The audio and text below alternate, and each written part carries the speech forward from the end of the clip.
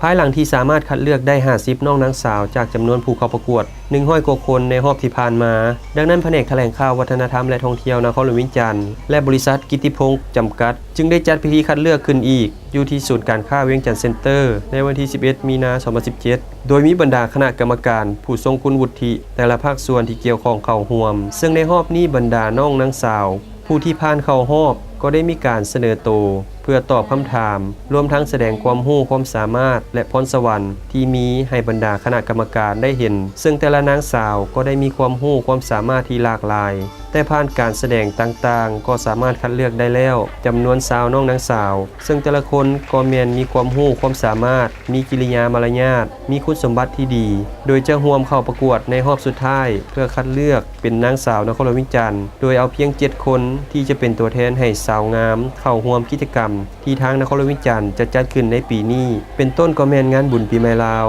ในนั้นก็เพื่อเป็นตัวแทนลูกสาวทั้ง7คนของพญากบิลพรหมในงานบุญปีใหม่ลาวปีนี้